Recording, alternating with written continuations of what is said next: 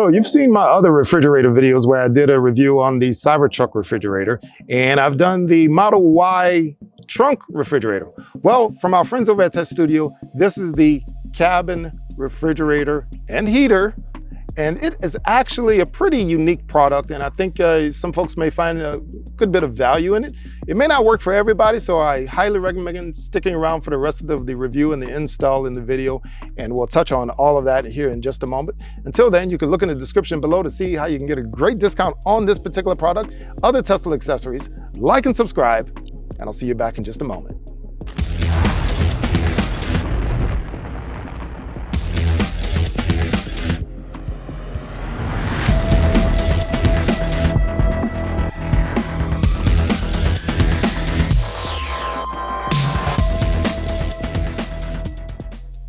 Hey everybody, and welcome back. So I'm here with the Tesstudio cabin refrigerator, and I want to show you a few things about it because, like I said, it may not be for everybody, because one of the issues with it is that if you've watched my previous videos, then you've noticed that I've checked out the volume of these refrigerators. This particular refrigerator is, well, let's face it, it's a little on the small side. And to show you exactly how small, because if you recall my previous videos where we did the Cybertruck refrigerator, we did about a dozen or so Gatorades. Remember these? We did about 12 of these in the Cybertruck refrigerator. Then we did the Model Y trunk refrigerator, in which case we put about 5 of these in there. Well, we're gonna try this with this one. And as you will see, we put our drink into the refrigerator. And well, that should give you an idea of about the size of this thing. It won't even fit one of these regular sized drinks in there. And so that gives me cause for concern right off the bat.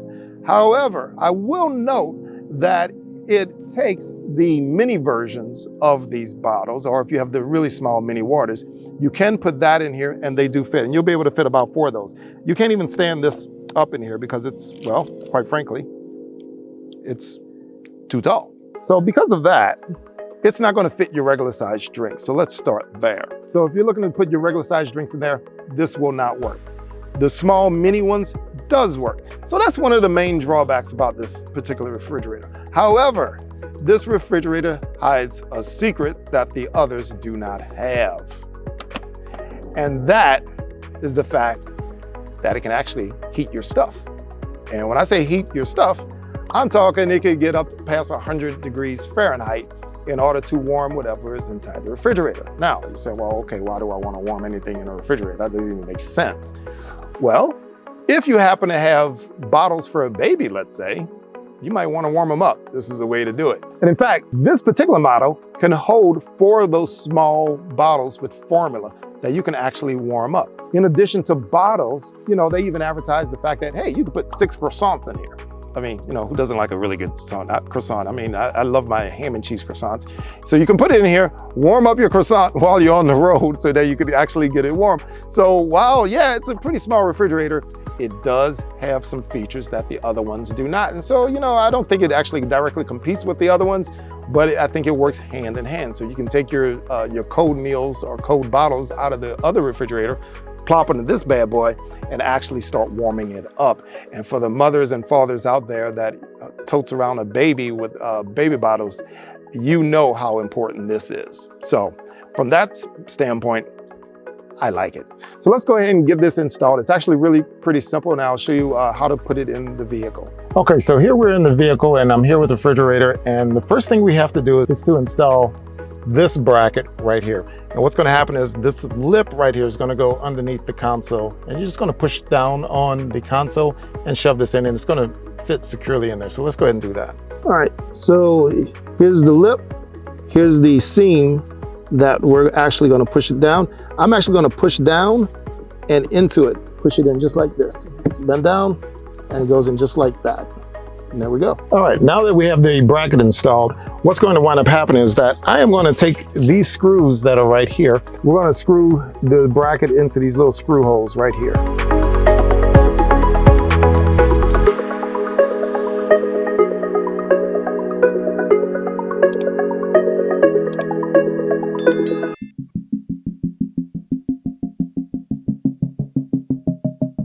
All right, so we got the refrigerator installed. There's just one last piece to go. This piece right here attaches the USB port on the front of the refrigerator to the USB port in the vehicle. So it's gonna just snap in here. This USB port's going to fit into the front of the refrigerator. Okay, so we have the USB plugged in here. This is the spot that goes into the fridge. This actually goes into the USB port that's actually in the console of your vehicle. And you see the power button actually lit up. So we can actually press on that.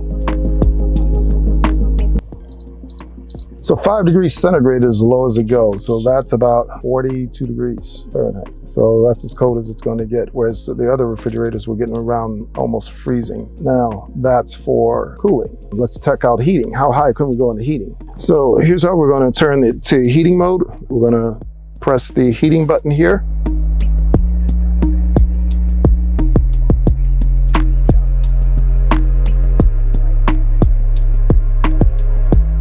So we have the shelf in here, and I've turned it up to 50 degrees Celsius, and that's pretty warm. So we're gonna just leave it here for a little while, and well, we'll see how it does. All right, so we've given it about a half an hour or so to heat up very nicely.